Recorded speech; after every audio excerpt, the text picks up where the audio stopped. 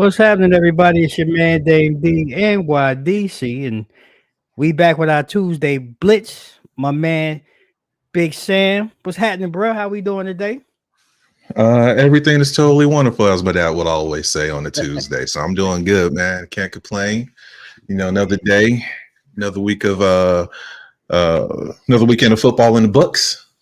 Yeah, man. It was I don't know if it was weird, exciting. I mean, it seemed like uh it was a lot of nail biters, a lot of close games, and just reading through. I mean, this was the first weekend. I think the visiting teams dominated the weekend, Oh yeah, winning I think like 9 or 10 games across the weekend, which I mean going on the road in the NFL is one thing, but I mean that's a lot of victories for the road team to oh walk yeah, away with.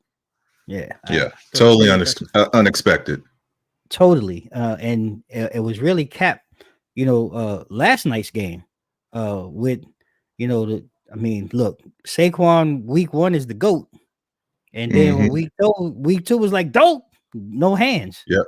And I thought it was pretty impressive, man, watching Kirk because he was terrible again in the first half, but they weren't Hmm. facing the Steelers defense. And I don't know what Philly was doing, no pressure. And I mean, he looked like the real deal down there in Atlanta. You think that helps turn the page maybe for Atlanta moving forward, or was that just one of those, you know, they just made the plays that they needed to, at that moment? Well, I have to give a shout out to Kirk Cousins, aka Kirko Chains.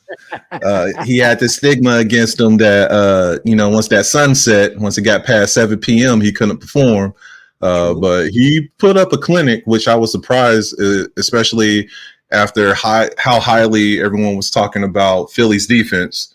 Right. With week one, and granted, with the environment being down in Brazil too, Right. but he was like slicing that doggone secondary up with He ease. was. He And was. it looked like he has a pretty decent tandem too, along with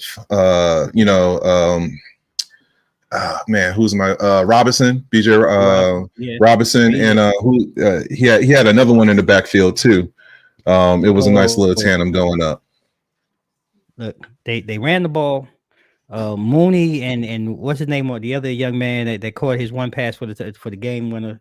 They showed up. They showed out. And like I said, I was just impressed with just how they manipulated that last drive. Good evening, Tamika. Thank you for joining us. Good to see you. We might talk about your Saints. I know you from down home. We might be talking about your Saints in here at some point. I'm pretty sure. Um, with the victory, and that wasn't even a victory. It was really ugly. Last That was a doggone yesterday. shellacking. But when we get to it, I got a surprise. Like we have to set that one up. So let's ease on into that one. But I'm We'll ready. we'll ease into it. We'll ease into it. But before we continue talking football, I do want to take some time to kind of just jump into some of the things that happened to take place in entertainment over the weekend. I mean, one, we lost Tito, Tito Jackson, of the great Jackson Five. Tito gone but not forgotten. And a lot of times he was the butt of jokes, but I mean, he was really, man, the bass, he was Yep. really the whole vibe of really of that sound, that early Jackson sound. And to be gone, I think we have to pay respect. He too is just part of that iconic Jackson family. And it came as Right. a shock to me. I kind of caught it towards the end of the day. And Right. is Yeah. there anything that comes to mind for you when you think about Tito and his role with the Jackson, the early Jackson Five, when a lot of people say Mike was Mike. Just the delivery, the performances. I Mm. can't get my favorite jam by the Jackson Five is "Can You Feel It." I just remember that video growing up, and like I was like in shock and awe. Like it just shows you the giants Yeah, that group was. I can't even say at that time because still today, I mean, you could cut yeah, on you could put a Jackson 5 jam on, and somebody's going to be rocking to it. So I'm no very question. appreciative of just what he gave us. You Yeah, know, Um, his kids were 3T too, right? Yep, 3T Was it two. those Yep, Tito's kids too? So yep, yep. just sitting there and just the legacy that happened afterwards too. So Yeah, rest in heaven, uh, yeah. Tito, and truly will be missed. So Truly, I couldn't have said it any better. And then we transitioned to a little bit later in the day. Uh, Diddy out here, he Diddy bopping again. He out here, he gets arrested after that grand jury indictment, and it just seems like this thing now is really starting to not only pick up steam, but it's actually picking up arms, legs, and everything else. yeah, And hmm I mean, I think we've officially seen the closing of one door. Now we're going into that next chapter where um he potentially or more than likely will be behind bars spending time. I seen some of the memes. The internet is undefeated. Him, R. Kelly, Tory Lanez, yep. singing together in the jail cell. But what do you think? Watching his rise and now his dramatic fall. Yeah, yeah, Diddy bopping. Diddy Yeah, Bop. Well, he don't be doing Diddy it. He bopping in doing prison it. because that them was gonna hit a little bit different in the pen. I mean, Yeah, let's just be claro. It they've been working on this for a minute. We knew it was going yeah, to happen. The bigger question was just like when all the dominoes were going to start to fall. And yeah. I was thinking about this on my way home. Like, I guarantee you that there's going to be a lot more notoriety as far as like the personnel who hung out with Diddy and attended those parties. Agreed, That's going to be the key agreed. thing that I don't want to say I'm eager to find out, but when we had the Epstein issue, everything was like real low key and everything. Right, right, People came over there and pretty much paid their way off of the publishing list that was about to drop. So right. I don't think that those who attended or participated after hours, because that's what you hear from a lot of celebrities. Like, I Mhm. left at 8:52. I knew what Right, was going to go down. right, After hours right. and everything. So it's just going to be very interesting to see what else comes out of this, because we're talking about drug trafficking, Yep, gun charges, the charges. um, Yep, sex trafficking. it's rich. Yeah, The whole they it's a hitting him whole with bunch of everything, man. charges up there. And I guarantee you that he's going to pull that Nino Brown. Like, if I go down, everybody going to go down. Oh, You know what I'm saying? he's singing. You know he's singing. You know he Yep. gonna be singing. You're going to be And like, me? Oh, me? I'm just a middleman. You see that light skinned dude right you know he gonna be singing, man. And there? it, hmm I'm the same. Like I don't his demise. I really don't want to see some of the things unfold because some of the people that I think personally are involved, is could be career ending.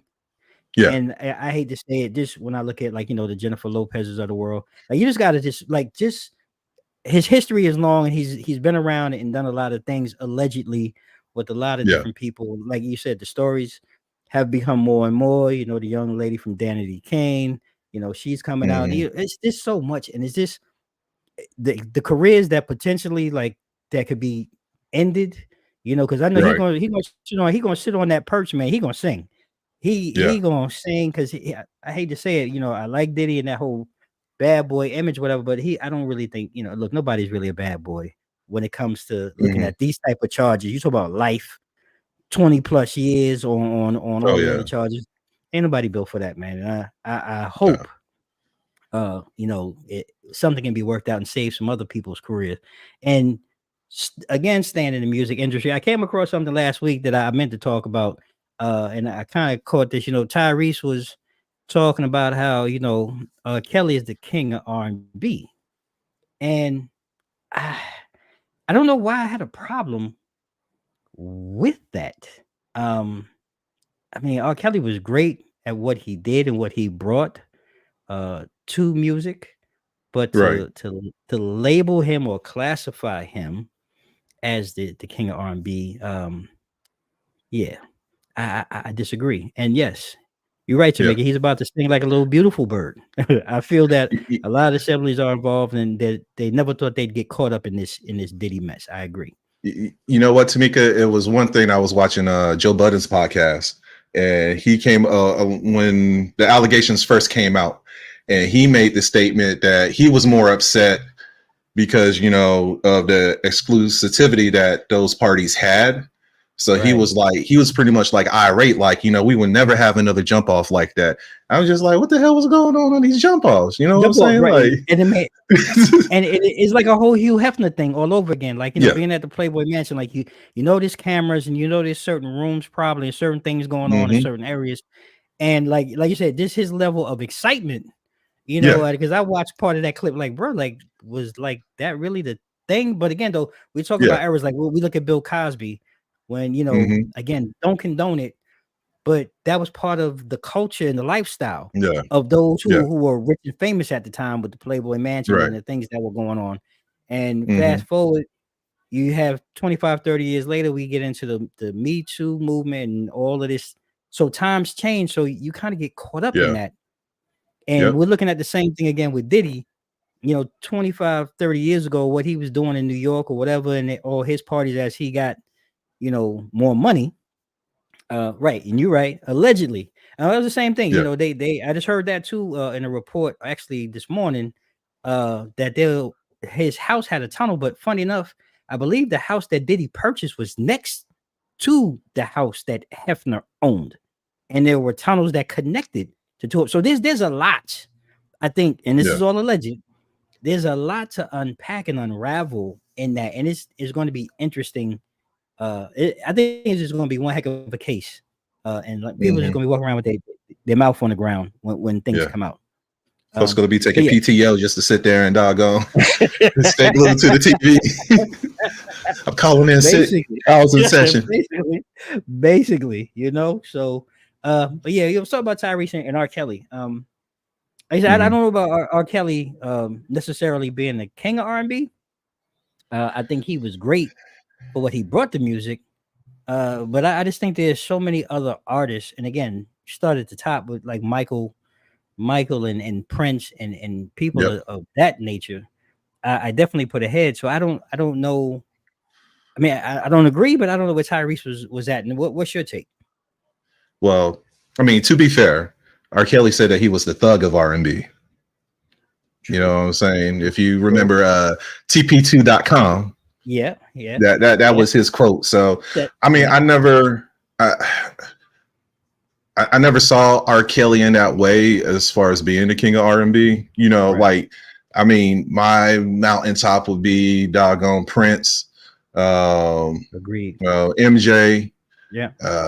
Those are my power too. Like, if you think more contemporary, I think as far as delivery, like, I know that there's a lot of conversation as far as Chris Brown being there because he's a performer, entertainer, and singer. Like, you have to have that trifecta there,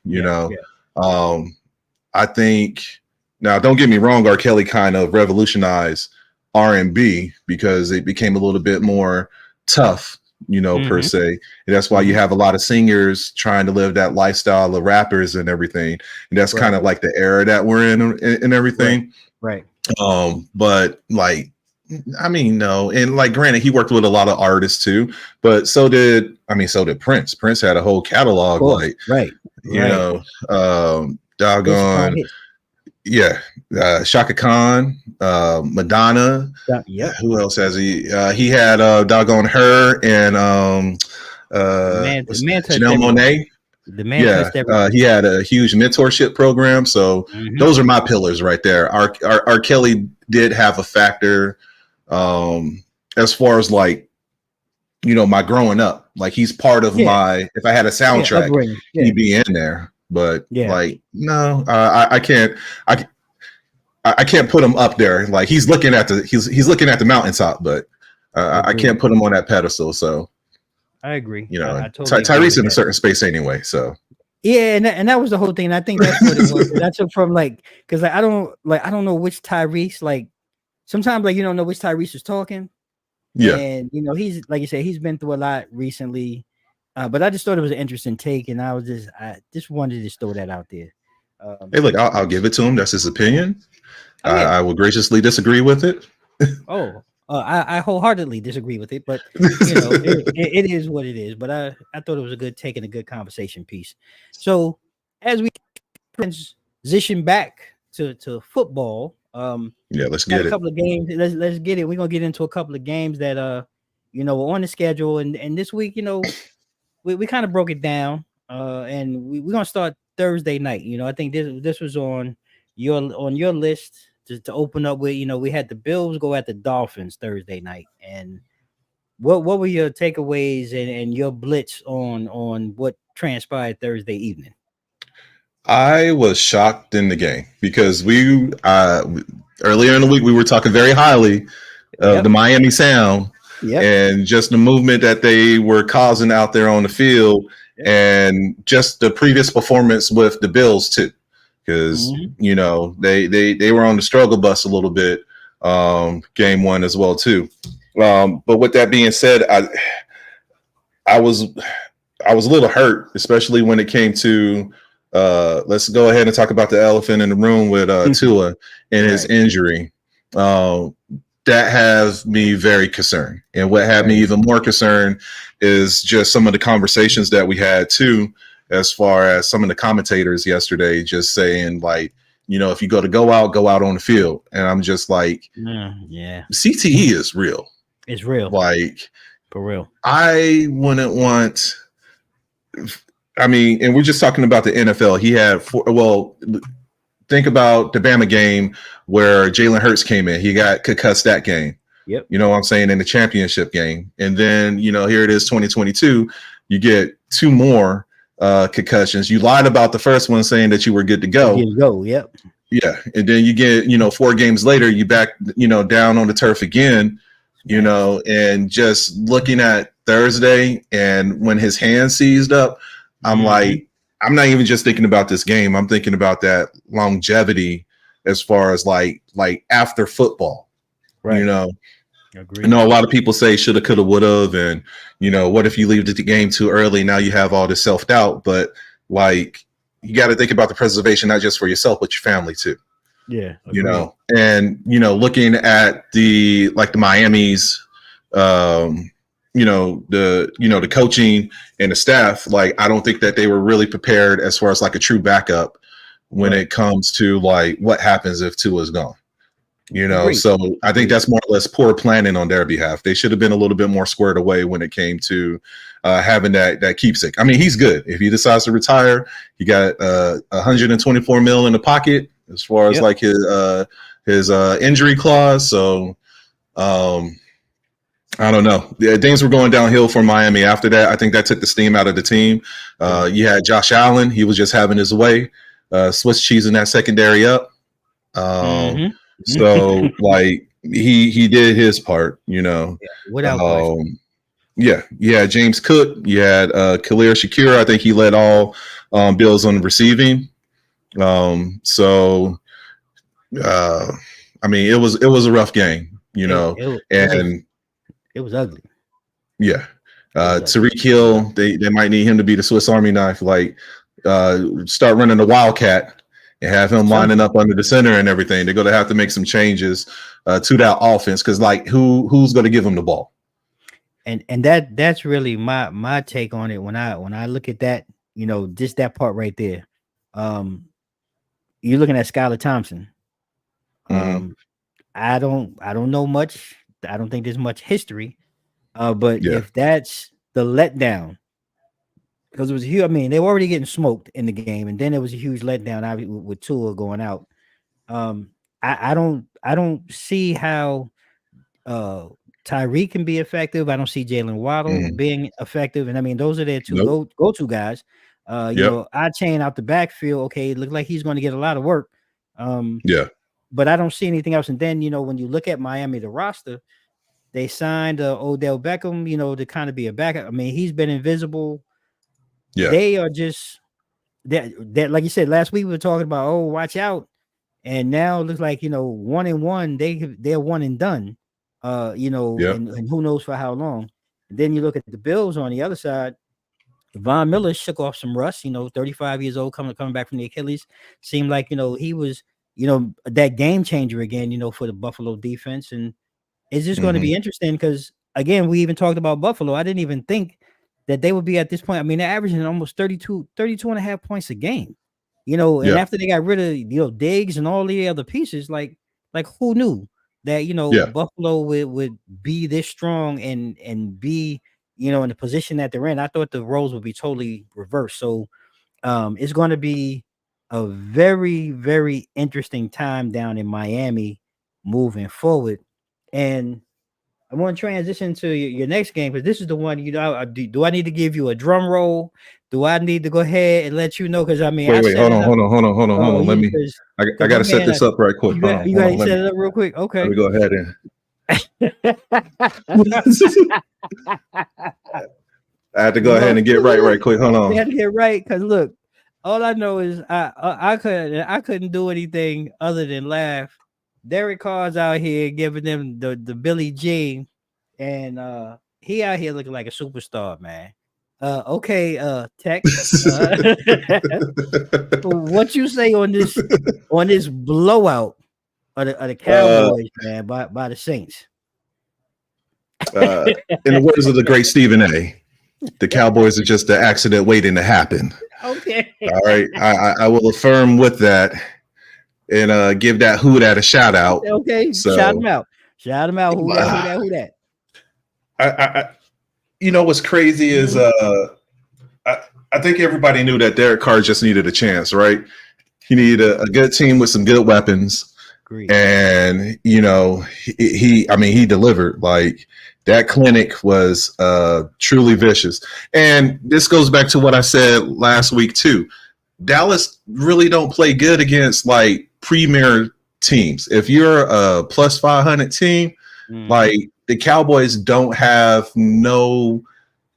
I don't know. It's like night and day. It's like a switch. Like they just don't know.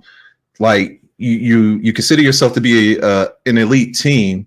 So that means that you have to beat these other elite teams that's out there. Right. You could have a 10-6 season. You could have a 12-4 season, but if you can't beat the teams that matter, then you're going to have that same issue that you're going to have before. You're going to get to the playoffs where it's going to be other competitive teams, and the first round going to come and you're going to be knocked out. Yeah. Typical Cowgirls. I mean, is this a typical? You're welcome, Tamika. Yeah, we'll chop. We got to chop that one up, and we'll get that one out there. But he put on the show, and he's right. Look, typical Cowgirls, in my opinion. Yep. The biggest takes there's two big takes, obviously, to me. Like you said, Derek Carr. Like I always call him Jekyll and Hyde. But I agree with your statement. I always felt if he was in the right system with the right team, the right pieces, I think I won't say he's an elite quarterback, but he's a very good quarterback. He's a very good quarterback. And I mean, he's airing it out, man, in the game. And I think the biggest difference right now, two things that they went into that game. And I think Green Bay, when you guys played the Cowboys in the playoffs last year, kind of exposed them. Like if you punch the bully in the mouth. Yeah. If you punch him in the mouth, straight out gate, and you keep punching them and you punch them into the ground, there's nothing in them. They're front runners, in my opinion. So I think just in that, and then the big difference this year for me with the Cowboys is their running game is terrible. I mean, let's just call it what it is. And week one, they against Cleveland, 4.1 yards a carry. This week against New Orleans, 3.2. That backfield is just totally lackluster. I don't care how you cut it. Ezekiel Elliott, whoever you put, it's lackluster. And I think that's going to be the problem. And it compounds the problem. If Dak has to throw 40 times a game, you really don't want him doing it. As a Cowboy fan, I wouldn't want him doing it. But as an opposing team, come on, bring it on. I think because that's where his weakness is, and he gets exposed the longer he has to sit back there and make that pass. So, hey, kudos. I think the bit that they should have kept Tony Pollard. Without question, they should have paid him. And what was I was getting frustrated. I mean, it's not like I'm a Cowboys fan to begin with, but I was getting frustrated during the previous seasons anyway, because like Tony Pollard would have like 150, almost a 200-yard game, maybe one touchdown, but then they would bring in Zeke in that third down package or Yeah. within that red zone, and it was kind of like a chip shot for a touchdown. So they really, in my eyes, they underappreciated doggone Tony Pollard and what he actually brought to the table with his versatility. Doggone Ezekiel, he really hasn't been the same. And it kind of showed. What did he do when he was up in New England? Not a thing. Yeah. Nothing. And now he's back there. You know how many yards he ran for? Doggone yesterday? 16. Ooh, 6 carries, 16 yards. I think I might be able to hump 16. I might be able to. I might be able to go ahead and get 16. I mean, yeah, it's very unimpressive what they're doing right now. Right. And I just think it's going to get compounded as the season goes on. If it continues to play out the way that it is right now, currently constructed. Yeah. I want to move to your city, to your team, to the Cheeseheads. I'm gonna go ahead and allow you put your hat back on. Do a changing of the guard. Okay. All right. So they took on the Colts, and the Packers went at it yesterday. And I mean, the Colts, in my opinion, they were just disastrous. I don't know. They this terrible. And your Pack, man, I mean, they pulled it out.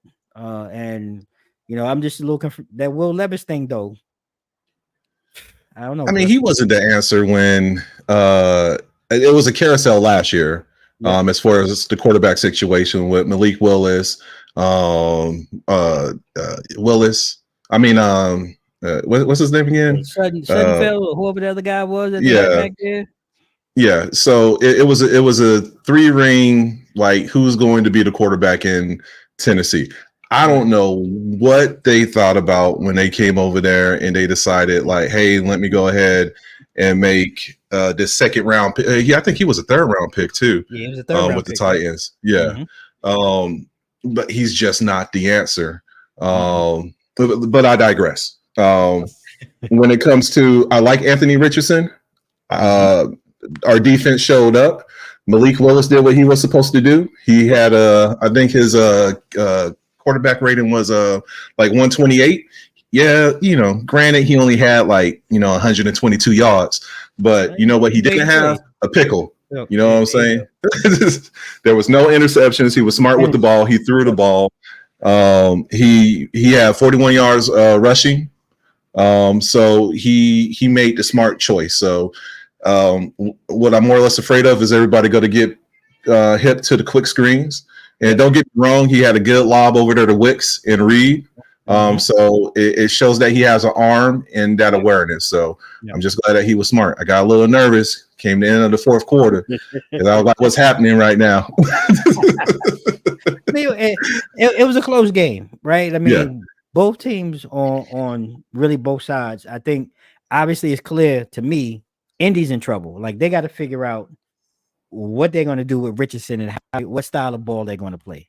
And Green Bay on the flip side, I mean, look, like you said, I mean, Willis is not the answer, but I think they're buying time. And I think the more game reps and game speed he gets, you might see him, like you said, because he does have a good arm. He does bring the legs to the game, so he gives you that option, the escape option. If we can, like I said, I don't know when Jordan Love's coming back. The main key is to at least be 500, whether he's out for 6 games, whether he's out for 4 games. Whenever he does come back, in order for Green Bay to be competitive and still be in that playoff talk, we have to be on that 500 side when it comes to the games. So just as long as he continue to be smart, we'll be okay. Yeah, I think it's great. I give Matt LaFleur massive credit, for designing the game plan. Like you said, he managed the game well and didn't make any mistakes. That's how you want to control the game. Keep control. Don't put your defense in any bad situations. And look, I'm just going to call it the Colts. Their defense was one of those better defenses, at least I thought. Their run defense was terrible yesterday. They allowed like 213 yards last week, and then yesterday the Pack go for like 260 on the ground. So they have a lot of work to do, because if not, they're going to have a very, very, very long season ahead in Indy. That's the only reason why I'm wearing number 8 today, because of Josh Jacobs. He did an outstanding job. Yeah, he did, man. I mean, shout out to Josh. They beast moded him on the ground yesterday. I mean, what more can you say? It was total difference in the game. And I think I'm going to, the surprise game, I think for a lot, was the 49ers taking on, Minnesota. And I know for me, it was a surprise in the sense that Mm-hmm. here we go again. Minnesota's 2-0, and that guy, Sam Damn Darnold, is looking like an MVP. I don't a new look, a new lease on life, a team that has surrounded him with talent, and Mm-hmm. allowed him to go out and make plays and show why he was the number one pick. So many of us kind of have thrown him in the trash. Uh, that pass he threw to Justin Jefferson, like that 97-yard bomb or that beauty, that was That just was ridiculous.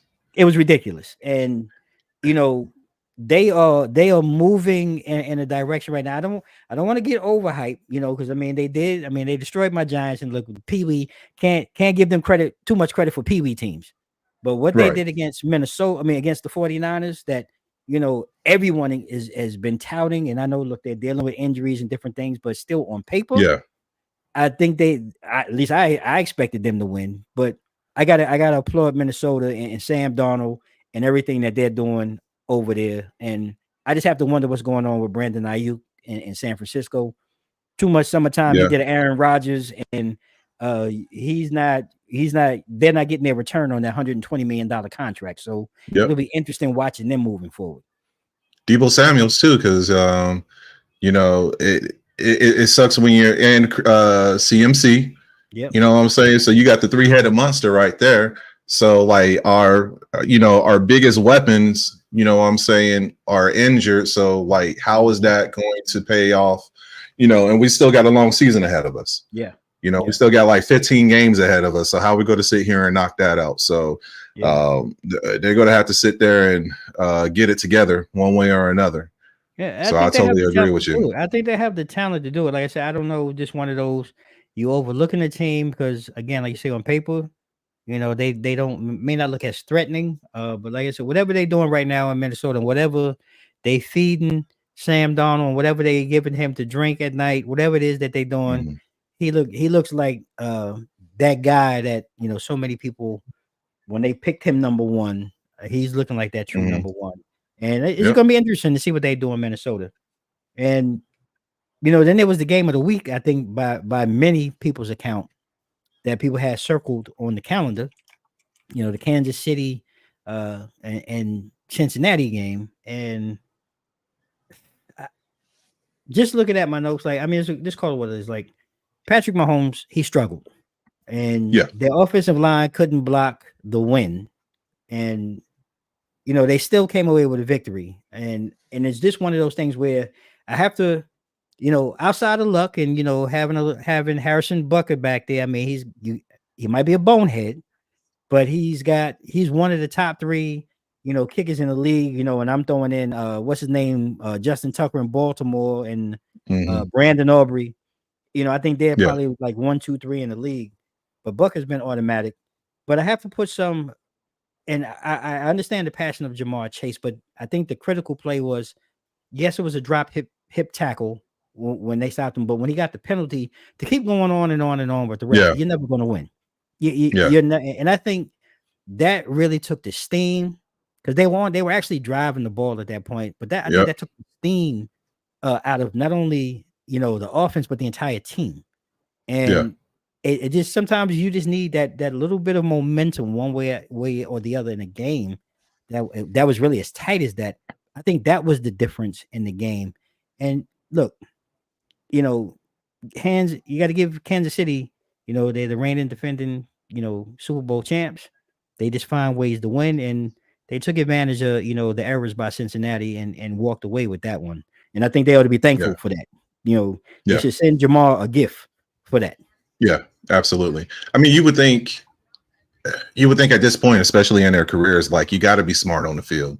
Yeah. You know what I'm saying? You already know how tough it is to get a dub over there in Arrowhead. So don't give nobody any excuse, because people go to spend less time really talking about the victory that KC had and the mistakes that led to that victory. They're going to talk about the pass interference. We're going to talk about how we're talking about Jamar Chase right now.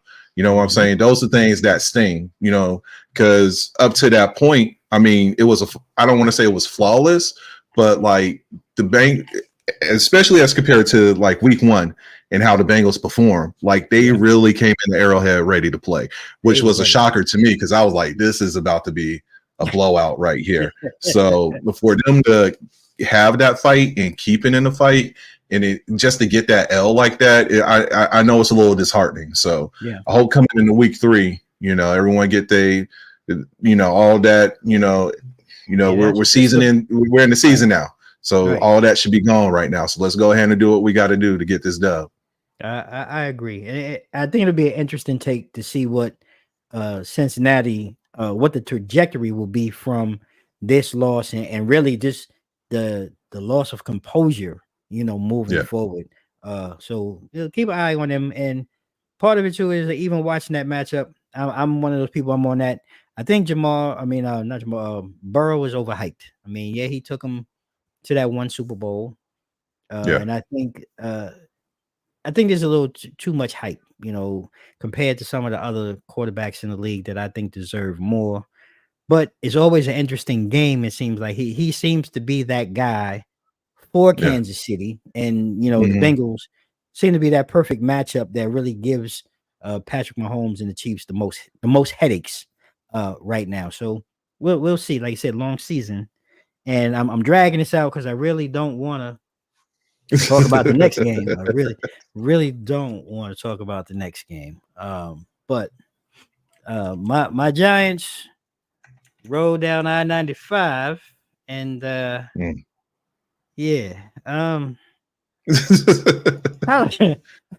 look, it was a good kickoff. It was. Sure. You took what I was getting ready to say right out of my mouth. Kickers.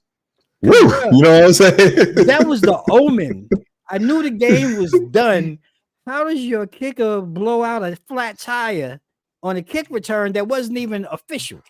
So I knew once Gano blew out the flat tire with the hammy, I was like, you know what, this can't be good. And we jumped out early. We took an early lead. Yeah, great. All of that. Look, Daniel Jones was not total trash, but he's still trash. But I mean, I got to give him. He's still trash. Oh, look, we're playing a team that really is comparable to us, right? But I give it to him. He went for 270 yards. He was 23 and 29. Those, in most cases, those are good numbers. And I think I read somewhere, and I didn't fact check this before I got on, but this is the first time a team has scored 3 touchdowns in a game and lost. Yeah. So again, no kicking. And if we could have just converted 2 of those, 2 we had a chance. We were in the game, we fought. I mean, but I got to give it to Jaden Daniels. So look, I'm gonna call it what it is. We're looking at RG3 reincarnated, and he got his first win. But look at Commanders. Teach him how to slide. Tell him honestly, he's a buck. Literally, he's a buck soaking wet. He is not built. He caught a hit that one of them hip stingers. You can tell he was hurt. Like, son, go down. Like I would like to see him have an NFL career, unlike RG3, who got folded like a lawn chair from taking too many hits. I think Jaden Daniels, he's a talented kid. So work with him and get his slide game together. But he was the difference in the game. Despite our defense showed up. We sacked him 5 times. And we showed up. But again, we're talking about comparable teams. We're fighting not to be the worst team in our division. And we know who now officially is the worst team, the New York Trash Giants. And yes, I'm a Giants fan, and I'm saying that, and it hurts me to say. But until we figure out how to get some offensive pieces, look, Malik Neighbors showed out. But again, this is the Commanders. This is not, a top flight defense yet. So still to be seen. I'm going to hold my breath and just hope that we can build on this and win one game this year. Cause that's my high, one, because I don't see more than one coming out of this team this season. I don't even know what to say after, put those words about your team so eloquently. It's the Giants, man. Like I don't, Thanks. I don't have no rebuttal to that. Like Thanks. I wish I had. Hey, look, they put up a fight though. You know what I'm saying? Danny Dimes came in. He did what he needed to do. Who else you had? Like you said, you brought Singles. No, am I on the right team? Yeah, Singletary had 95 yards. Yeah. You know, you had over 140 yards total rushing. So there's some potential there. So like, if we can play Washington every week, yeah. I mean, yeah, I could play the Jaguars. There's still other teams out there. You know what I'm saying? I think we got the Panthers on the list. I think that's the one team that I was. I think that's the one. That's going to be your game of the week. That's it. That's my highlight. You see how excited I am, right? How excited. Okay. Okay. Yeah. All right, up for that one. All right. It's terrible, man. Hey, look, basketball season can't get here fast enough. But as we move along in the show, we're going to start a new segment, and we're going to do a fun thing that we like to call studs, duds, and sleepers.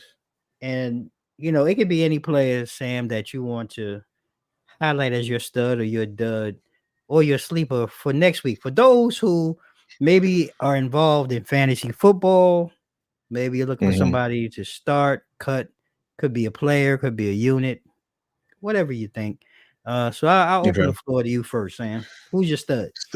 Stud, dud, sleeper. All right. So if I had to pick a stud, I will go with. Let me look at. Let me think.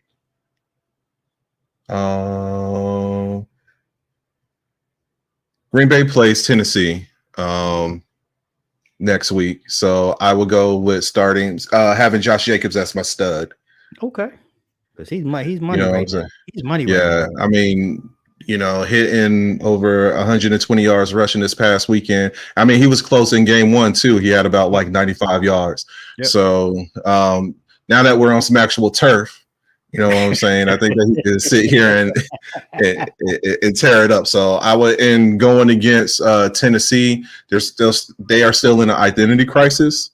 Yep. So I will start him. I will actually start the whole Green Bay offense, actually, if I'm being honest. Okay. I think fair enough.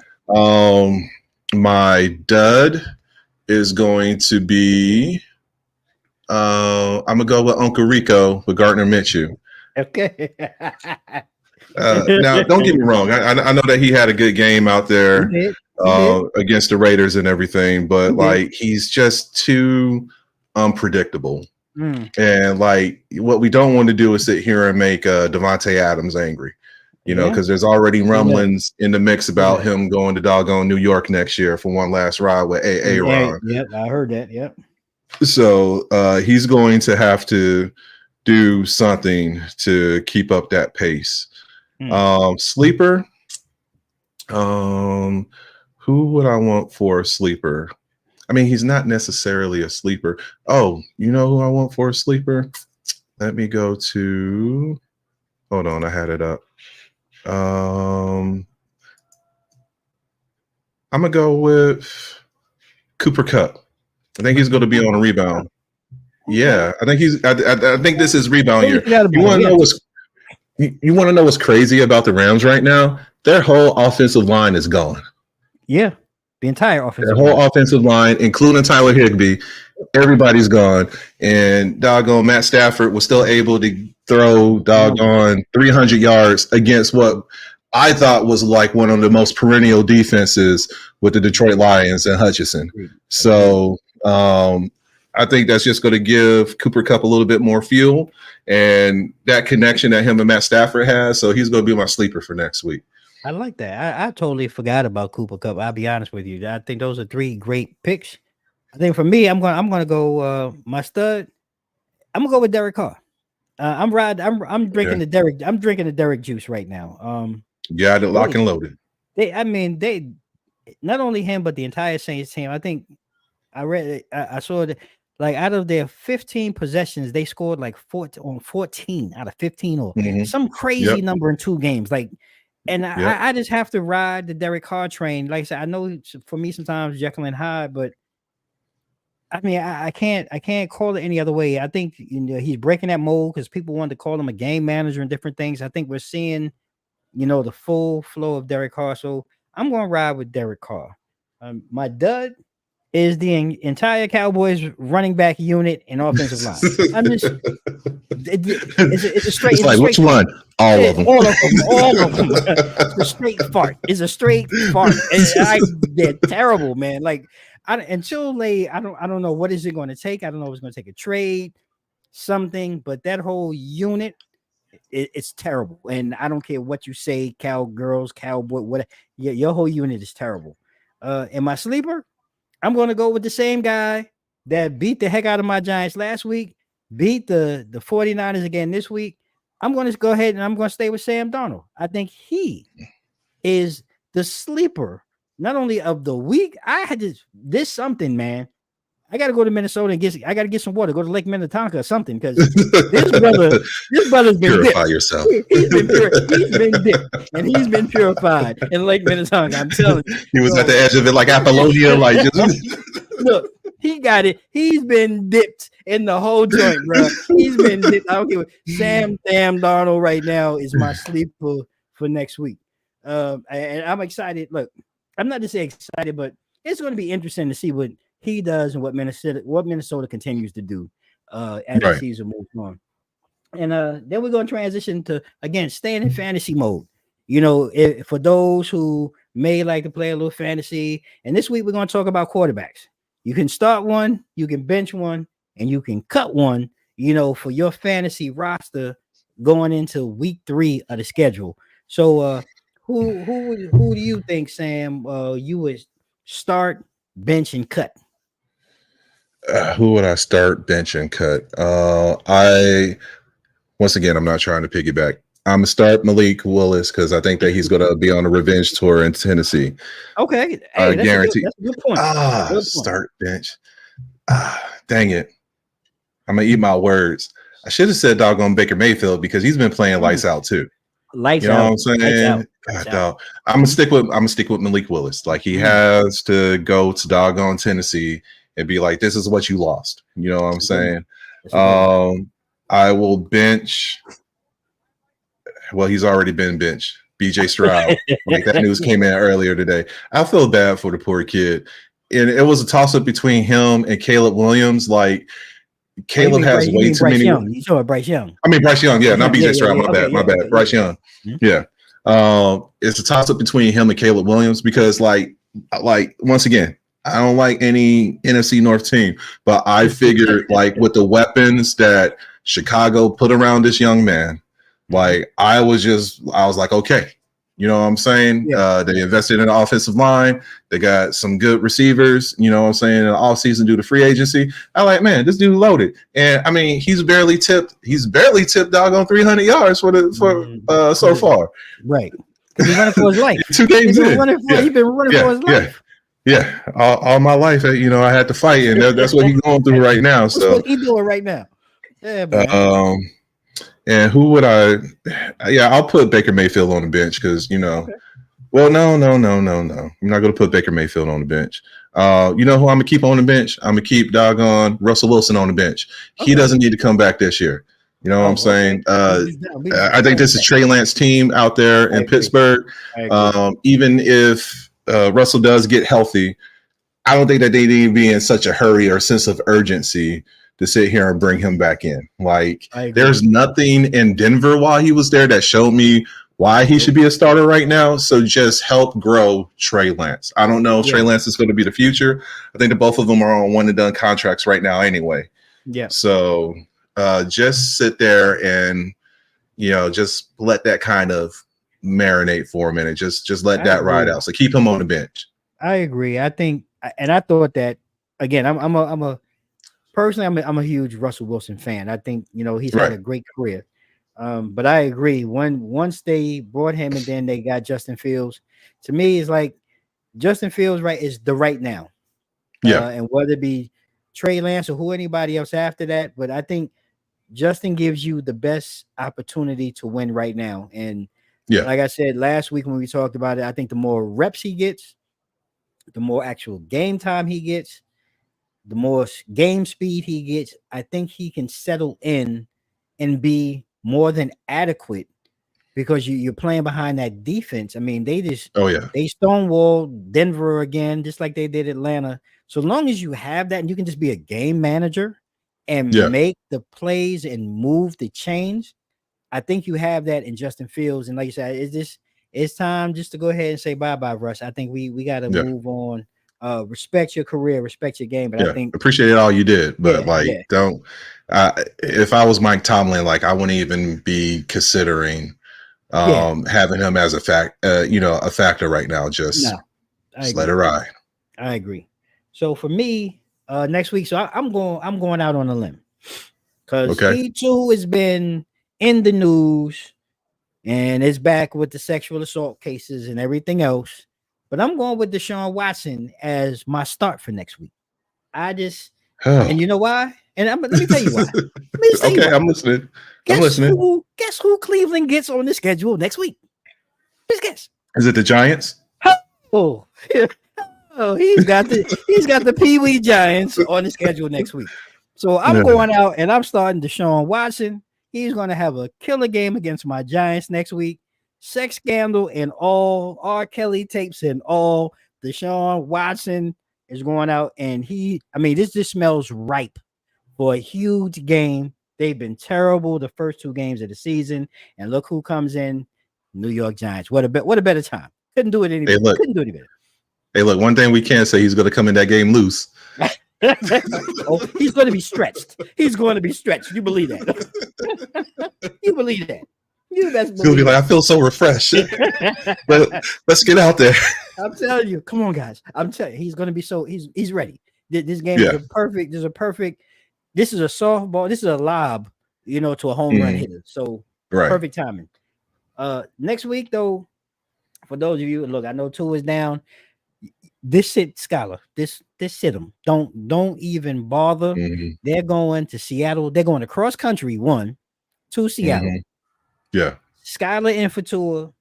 This sit them because they're going to throw everything, including the kitchen sink, the car, everything that they can get their hands on at him.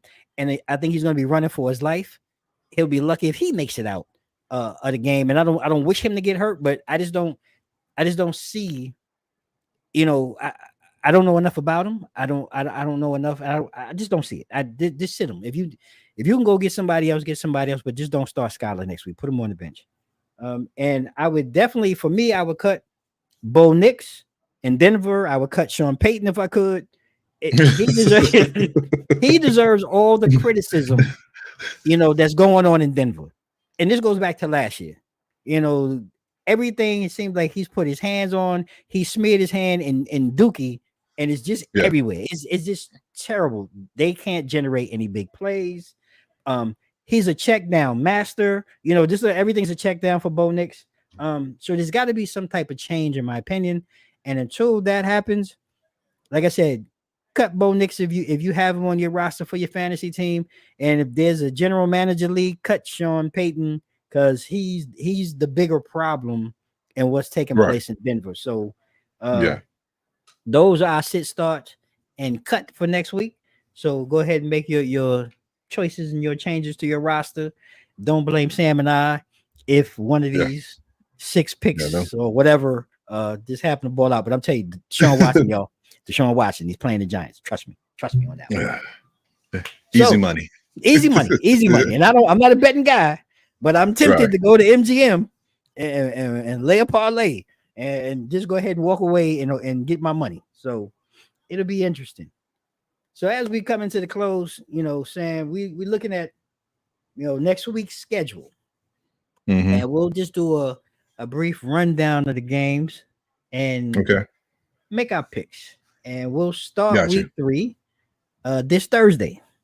We have another AFC matchup on Prime Video for those of you who use Prime and watch your games on Prime. We got the Patriots coming to MetLife Stadium to take on the New York Jets and A-Rod.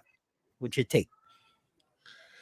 I don't know. That's going to be still even that's still a backyard game for the Patriots. If I'm being swift, sorry, Aaron, I'm going Pats. Yeah.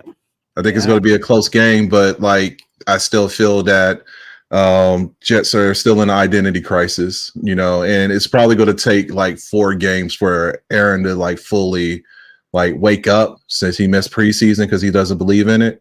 So I think the Pats going to come in and ready because they've been playing close games. Yeah. So yeah, I'm with you. I'm all in on the Pats. I think again we talked about it in week 1. They're one of those sleeper teams. You just don't know what they have. And they come at you from so many unexpected areas and unexpected players. It's not one of those teams like you just got your thumb on the pulse of what's going on. So I'm going to go with you.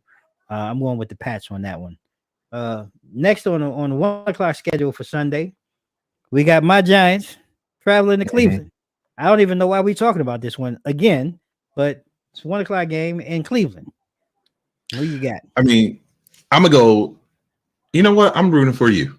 I'm going to go with the Giants. You know what I'm saying?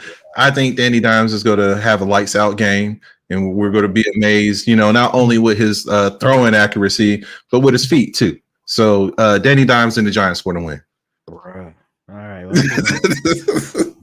I appreciate you, man. You're a good friend. You're a really good friend. Hey, if you're not going to have faith in yourself, like let me burden that. I'll put that on my shoulders. I appreciate that, man, because that's what friends are for. They see the I got light your back, man. Yeah, they see the light when you don't see the light. But I'm going with the Browns. I'm dropping the Browns. Sam is taking my Giants, and I am.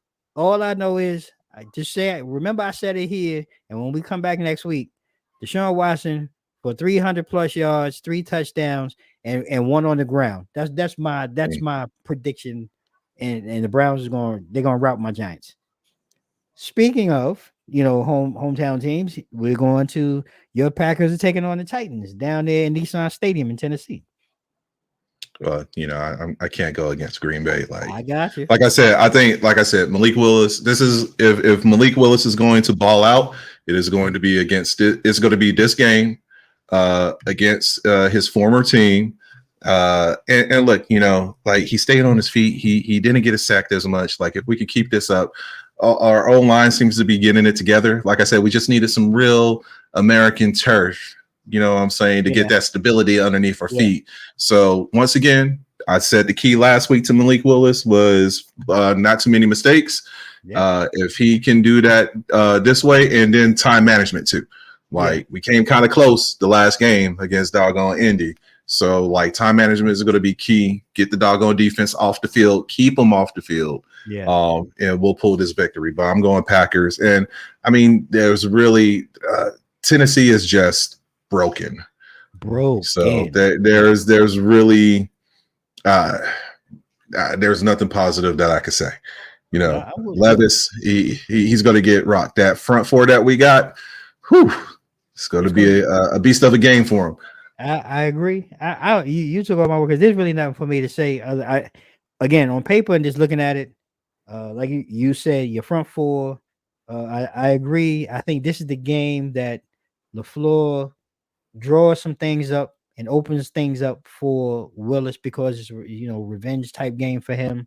And I think we're going to see some things from Willis and that offense, like you said, the ground and pound. Jacobs in the backfield. I just don't see anything, the Titans doing to even stop that. So I think this might be one of those ugly games as well. And I'm with you. I'm going with the Pack. Next up, we staying in your division. We got the Bears and run for your life, Caleb Williams taking on the Colts. This game could actually go either way. Like on paper, you would say Chicago. But like Anthony Richardson on offense, as well as Franklin, the linebacker for the Colts. He's kind of been that anchor for the defense. So Colts go to get a dub at home. I mean, in order for the Bears to win, Caleb's going to have to throw for over 200 yards, maybe get like 50+ yards, rushing. And he hasn't showed that yet. And we've been talking about defenses like I ain't even going to say you brought it up earlier. Indy's defense, they're legit. You know what I'm saying? And if you've been having issues with yeah, if you've been having issues with these other teams, like defensively, like you're in for a rude awakening come doggone Sunday. So give me Indy on that one. Yeah, I'm gonna have to ride with you on that one because I right now as the Bears are currently constructed, I don't see any threat. Um, Mhm. Caleb Williams, same thing. Most of his games, he's been either on his back or running for his life, and then the rookie Yeah, mistakes show up when he's trying to make a play. This is not college where right. you can extend those plays because the talent is not the same. I just Hmm. don't see it, and like you said, I Indy's defense is one of the defenses that I thought would have been one of the better defenses, and I Yeah. think after 2 weeks of really getting kicked in between the legs, I think this is a game that they see as an opportunity. Hey, we got a rookie quarterback. They're gonna just open the floodgates, and again, he's going to see everything under the sun like he's seen in his Hmm. first 2 games. And Yeah. I think this is going to be a close one though. But Yeah. I'm picking Indy. I think Anthony Richardson is going to make 1 or 2 plays with his legs that'll be the game change or the game difference, if you will, Yeah. in that one. So I'm with you on that on the Colts. And Yeah. then we swing to Minnesota, where Sam Dam Donald is hosting CJ Stroud and the Texans. I think this is a pretty interesting matchup considering where Minnesota is right now in Houston. As many pieces as Houston has on offense, you haven't really seen a full blown explosion yet. Right. And I'm waiting to see that happen when all the pieces that so-called juggernaut happens. And funny enough, I don't think it happens this week, but I think they pulled this one out. Like I said, Sam Darnold for whatever it is, like Minnetonka, whatever. I think it's going to be a closer Mhm. game. But I'm taking Right. Houston on the road in that one, in Minnesota. I will take Houston because I hate the Vikings and I don't trust Sam Darnold. Point blank So period. yeah, I got the Texans. Like, yeah, you're right. Like, I mean, they've been winning games, Mhm. but they haven't been like conjoined together, I guess Right. you could say. Yeah. But like I said, going into week 3, I think that this is where they get it together. That offense and defense going to be running on both cylinders. They go to show that just because you dip in Lake Minnetonka, like dip in there, but don't drink the water. So I can't get on that hype train with Sam Darnold. Right. Yeah, I think it'll be a good game. I think it's going to be closer than most think. Yeah. And one I think that definitely should be circled as one of the games of the week. We have the Eagles heading down to Caesar Superdome down there in New Orleans, and they're Hmm. taking on the Saints. And I got to think, Philly is going to be looking on the comeback. They blew last night's game. And that was Hmm. without AJ Brown. AJ Brown is going to be out for an extended period of time. I still think they have more than enough talent to take on the Saints, but the Saints at home, man, and like I said, Derek Carr has been rejuvenated. He's another one. I don't know what they feed, what type of crawfish he getting down there in New Orleans, and what's going on. But I'm gonna slide this one in. I'm gonna take the Eagles on the bounce back, and I think the Saints are down or ready for that kind of come back to earth moment. Like, they've been on the rise, they've been tearing through the league, but I think this is that game where things kind of balance out. The Eagles come back and the Saints kind of level off just for this week. I have to disagree with you. Okay. I feel like it's going to be Mardi Gras in September. And this, the Superdome got that doggone renovated, that new car scent in there too. Yeah. You know what I'm saying? So, and like, I really haven't been impressed with the Eagles. Okay. And doggone,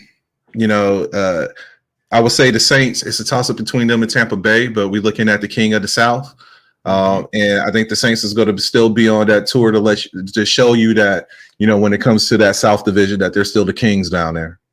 Okay. I like that. Look, and I'm not mad. And that's what makes it interesting from week to week.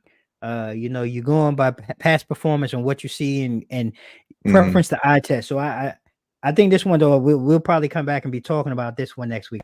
That one will be an interesting contest. And then we have San Diego. Look, Harbaugh's back. And he's the one that's 2-0, and I don't think a lot of us would have thought that San Diego would be 2-0 and Baltimore would be 0-2. But he's taking his Chargers to the Steel Town. They're going to Pittsburgh. That ought to be an interesting one. I mean, that is. It's like a chess match right there. I mean, you got a team that they're going to run. Harbaugh's going to run, and that's running right into the strength of what Pittsburgh loves to do: smash you in the mouth. And man, this one for me, wow, it's a toss up because I mean the two strengths of the team. So then it becomes, turnovers, field position, clock management, and man, geez, I'm going to take the Steelers at home. I mean, just because the Steelers, they're playing at home, and this home field advantage, I'm giving the Steelers the win on this one this week. I will agree because don't get me wrong, the Chargers defense is nasty, but right now that steel curtain is nasty air. So I'm gonna go with Pitt on this one. Trey Lance just got to be smart. But I mean, when you got a defense with TJ Watt, I mean, he is crazy right now. So playing lights out. I mean, he's lights out every down. Every down. Agreed.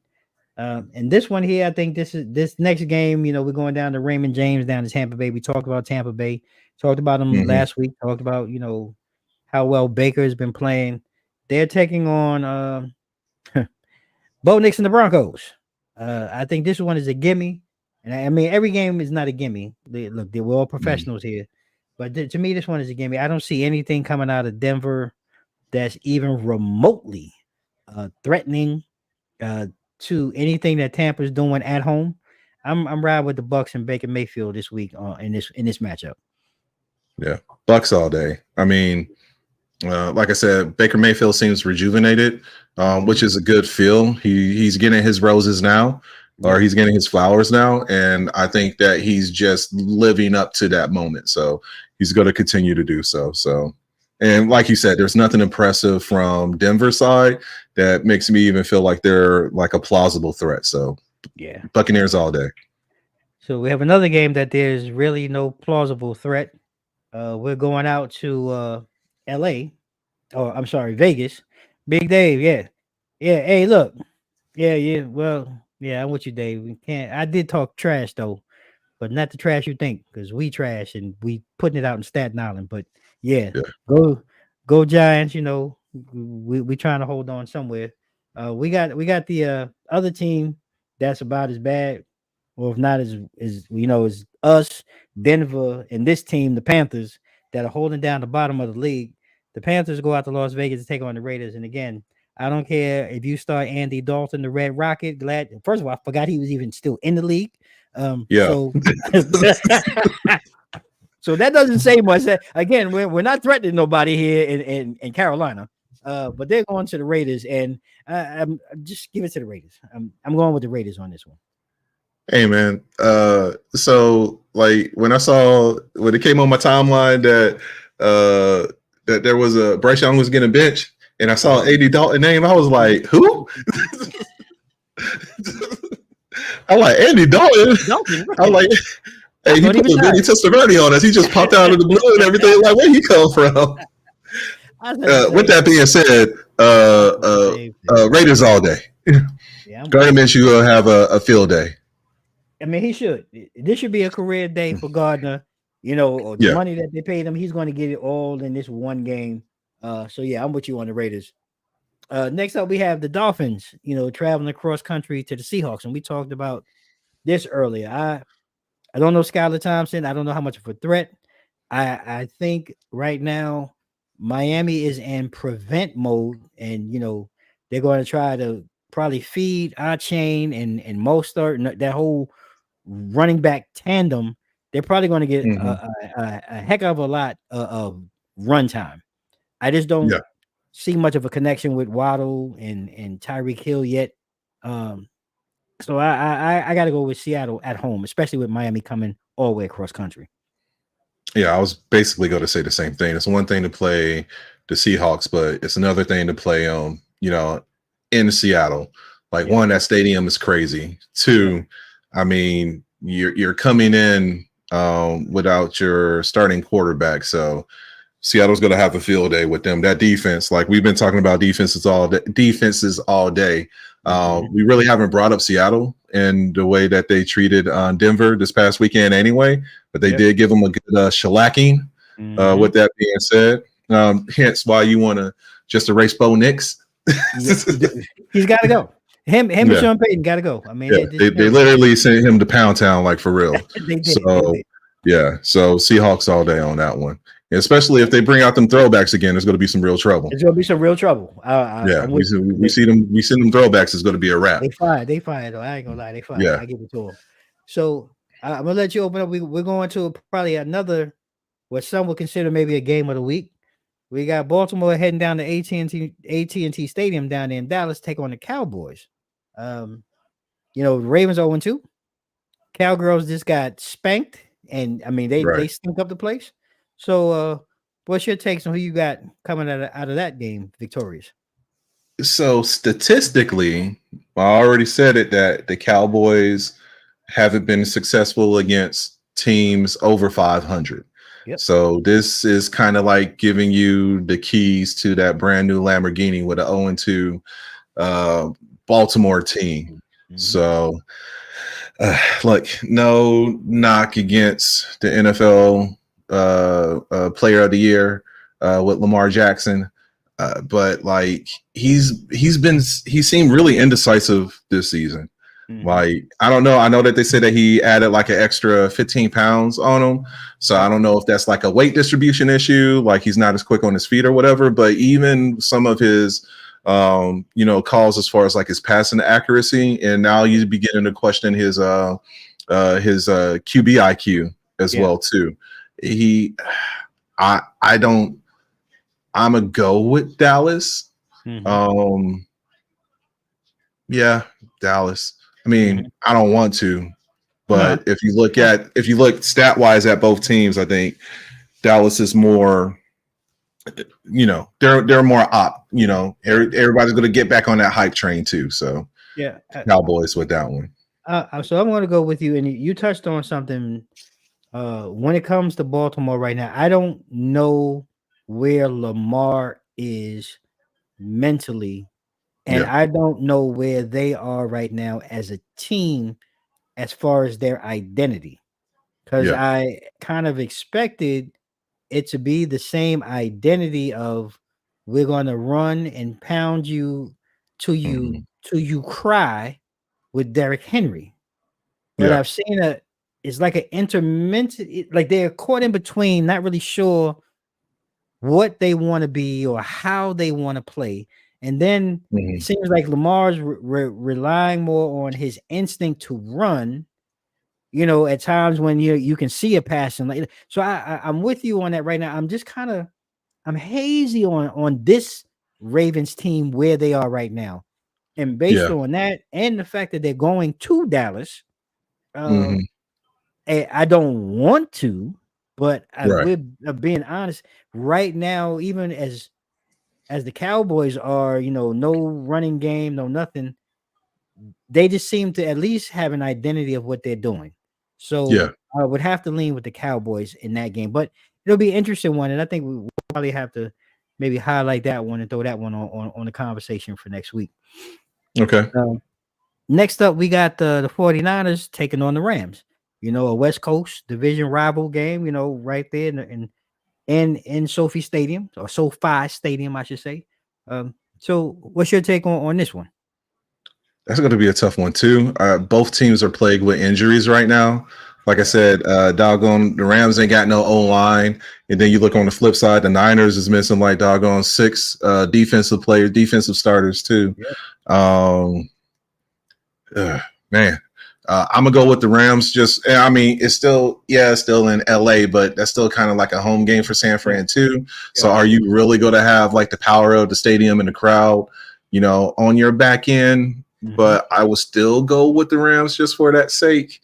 I mean, if Matt Stafford could sit here and still lob up over 300 yards, in Detroit, Yeah. I think that he's going to have that same type of game. It's really going to boil down to whether or not the Rams defense could sit here and actually exploit those missing pieces. Is Debo Samuel going to show up? We already know Akua is out. I mean, not Akua, Ayuk. We already know that he's out too. And is CMC going to come back? Because I think that he's still on the IR as well too. So that's an automatic 4 games that he's going to be missing. So yeah, they did have a couple of players sit there and step up, but I think it's just going to be kind of tough over there in SoFi Stadium. So give me the Rams. Okay. Well, I'm gonna go. I'm gonna go the other way. I'm gonna take the 49ers. I just think with everything that you said, I agree with you 200% in everything that you said. Injuries, who's going to show up, questionable defense, all of these things. I think this is because it's like you say, it's not really an away game, but it's an away game. But I think, just with the letdown of last week, the pedigree, the competitiveness of the 49ers and just the culture, I think that brings a lot to the table. And I think they're going to take it out on the Rams this week. This just happens to be the team on the schedule. And like you say, you said it, both teams, I mean, they really hobbled, injury riddled both teams. But I think this is the bounce back game for the 49ers to try to get themselves steady to try to make it through this next 1 or 2 weeks without CMC and Ayuk and whatever other injuries that are taking place over there. So I'm going to go with the 49ers on that one. Okay. Again, this is an interesting game to me. We have the Lions going to the Cardinals. So the Lions, they took the hit, Tampa, Baker came in and did his thing and they won. And Detroit has so much weapons, but then you see the Cardinals last week and Kyler Murray, who I don't have, it's not my job to throw to Marvin Harrison, is throwing the ball to Marvin Harrison, and Marvin Harrison is running up and down the field. It's an interesting dynamic to me, right? But my gut screams one team in this matchup, and it screams Detroit all day. But again, they're on the road and they're coming off a tough loss. So who are you going with in this one? I'm gonna go with Detroit too. I mean, doggone, Kyler Murray has to take like a 10-step drop back just so he can throw the ball and get it to Marvin Harrison Jr. I don't think that he's gonna have that time with that Lions defense. And Hutchinson is going to be hungry. I think he break the Lions single game record with 5 sacks. Yep. He might make that happen again. Maybe even get 6. I just don't have. I don't have that type of confidence in the Cardinals to say that, I mean, they might keep it close the first half, but I think that second half is going to eat them up. So Lions all day. Okay. Chiefs Falcons. I think this one here is a tale of two teams. I'm just going to jump out there. I'm going to take the Falcons in an upset at home.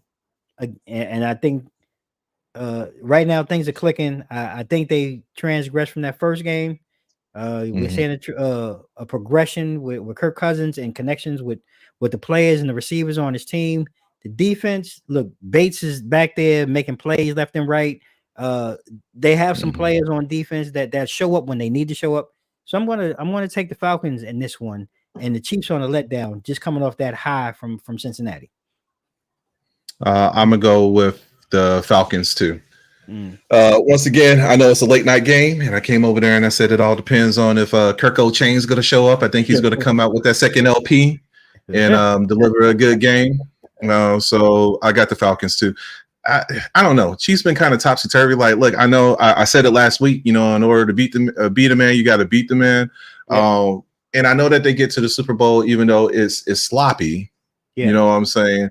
But it's the fact that they get there. But like I said, I agree with you. I think it's going to be a resurgence as far as like Atlanta. I think they're like, okay, here we are. We're here. Let's get it. Agree. So we got 2 Monday night games next week. So the first one is the Jaguars. Yeah, it's a doubleheader. One on ESPN at 7:30 with the Jaguars taking on the Bills. And I'm just going to jump into it. I'm just going with the Bills because I don't know what Jacksonville is doing. I have no clue what Trevor Lawrence is doing. I'm just jumping out there. I'm just going with Buffalo because they're playing at home, and they just seem to be more solid right now. Yeah, I agree with you. There's nothing else to say. I had very high hopes for Trevor Sunshine Lawrence, and he hasn't been living up to his "Remember the Titans" moniker. Yeah. So, Bills all day. Okay. And the second, the nightcap is the Washington football team, aka the Commanders. They're going to Cincinnati to take on Joe Burrito and the Bengals. Again, this one right here is because I'm not really sold on the Burrow hype train. Yeah, I do like what I see in Jaden Daniels, and I have to be honest, just watching him this past week, I see some potential with the Washington football team. But going on the road against a veteran team, I'm gonna ride with the Bengals on that one to pull that one out. I think it's going to be a closer game than we probably expect, but I'm gonna ride with the Bengals on that one. I don't know. I feel like this is like rock paper scissors shoot. But I will go with Joe Cool and the Bengals on this one. I don't have much to say. When it comes to it, I do think that there are some very good weapons on the Commander side. But with that, I think they're kind of even though. You know what I'm saying? Like we see the potential, but there's just not that confidence to be like, okay, I want to ride with this one. So I honestly could go either way. I'm just picking the Bengals just for the sake of home field advantage. But I agree with you. I think that this is going to be a close game when it comes down to it. I do too. I mean, at the end of the day, it's going to be a lot closer than what we expect. So look, it's another Tuesday Blitz in the books, ladies and gentlemen. Hope you enjoyed. Sam and I sitting here cutting up, acting a fool. We had some good moments here earlier. If you came in late or you catching this late, go ahead and watch the playback. You can watch it on our YouTube channel. We'll go ahead and throw out some cuts. Sam doing his best, Stephen A. Cowboy impression, and me crying about my Giants. Good times, good laughs. Make sure you go ahead and you watch, follow, subscribe to the show. You can watch us on YouTube. You can catch the Mogul TV, catch us on Infusion TV. I'm sorry, on the Mogul TV Global Network. Season 7 is rolling along. And Sam and I will be back next week, Tuesday, to do another recap on our Tuesday Blitz, talking some football and entertainment. And then you can catch me tomorrow night. I'll be back with actress Tia Hendricks. She got down with Usher in one of her movies, man. We're going to have some fun. We're going to talk a little Usher, Mr. Usher Raymond, and some other things. And we'll also be back next Wednesday. I'll be with Rashida Crockett, actress, comedian. She's from my hometown. Well, not my hometown, but she's from New York. She mad funny. You've seen her in Bigger. She's a huge sketch writer, got her own comedy show. She's doing big things. So she and I will be sitting down next week, Wednesday, as well. So tell a friend, come on, hang out with us Tuesday nights, Wednesday nights. We doing it live, sports entertainment Tuesdays, celebrity conversation on Wednesdays. Really appreciate you all. Before we go, Sam, you got anything you want to close out with? Nothing much. I appreciate everyone that came out, that was in the chat feed, going back and forth, whether your team won, your team lost, we just got to sit here and take it a week at a time. So appreciate the convo. Appreciate y'all. And let's keep it going. Yeah. This is from a guy whose team at least looks like a team. Yeah. All right. There you have it. I'm going to go ahead and go cry some more about my Giants. I thank you all. May you all, like we do at the end of each and every segment, every show, want to leave you with a couple of things, ladies and gentlemen. May you all stay safe, stay blessed. Mike's out.